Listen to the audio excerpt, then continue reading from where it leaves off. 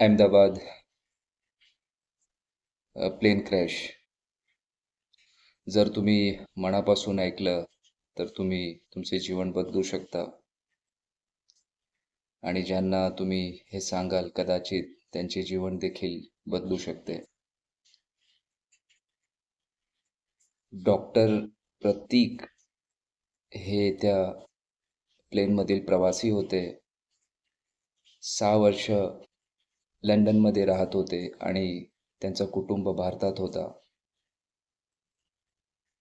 आता ते भारतात आले होते त्यांच्या कुटुंबाला लंडन घेऊन जाण्यासाठी, त्यांच्या मुलांचे भविष्य घडवण्यासाठी.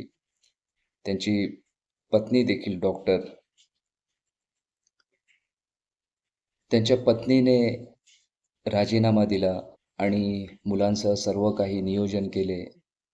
त्यांनी त्यांच्या बॅगा वगैरे भरल्या आणि लंडनमध्ये स्थायिक होण्यासाठी निघून गेले. पण त्यांना माहीत नव्हतं की ते तिथे पोहोचू शकणार नाहीत. एक कुटुंब ईद साजरी करण्यासाठी आला होता आणि परत जाऊ शकला नाही.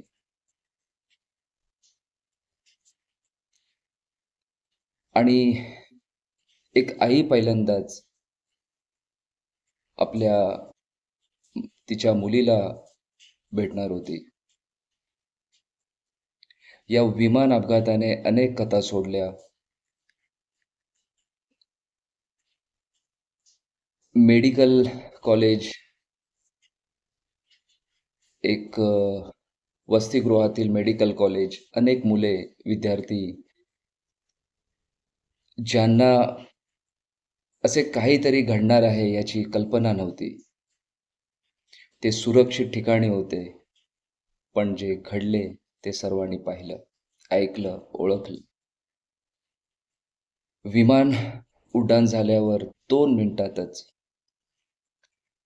सर्वांना बातमी कळते. 2 मिनिटातच सर्व काही घडते. प्रत्येकजण आपले काय स्वप्न, काय एम्स असतील घेऊन आकाशात उडून गेले. कोणीतरी घरी परत येण्याची खात्री दिली असेल, तर कोणी पुढे परत येईन असे आश्वासन दिलं असेल. कोणीतरी त्यांच्या कुटुंबाकडे परत जात किंवा येत असेल. कोणीतरी त्यांच्या कुटुंबाला सोबत घेऊन जात असेल. पण दोन 2 मिनिटात 2 मिनिटात सर्व काही संपले. कोणाची आई फ्लाईटमध्ये, त्या प्लेनमध्ये होती.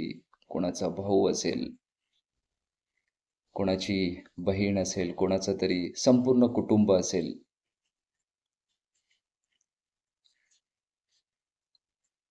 कोणीतरी कोणत्याही क्षणी आपल्याला सोडून जाऊ शकतो.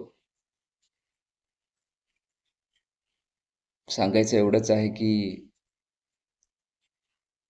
राग आणि तक्रारी सोडून द्या. एकमेकांशी आनंदी राहा, कारण जीवन अविश्वासू आहे. माझे, तुमचे आणि सर्वांचेच. हे सर्व राग आणि क्रोध सोडून द्या आणि जे नाराज आहेत त्यांना समजावून सांगा. कारण जेव्हा जीवन तुमच्या सोबत विश्वासघात करेल, तेव्हा तुम्हाला माफी मागण्याची संधी मिळणार नाही. ही अशी दुर्घटना आहे ज्याने केवळ संपूर्ण आपल्या भारतात, देशाचेच नाही तर संपूर्ण जगाचे डोळे पाणावले आहेत. जर आपण अशा अपघातापासून जर काही शिकलो, धडा घेतला नाही, तर आपण काय म्हणतात त्याला की दगडाचे मन आहोत.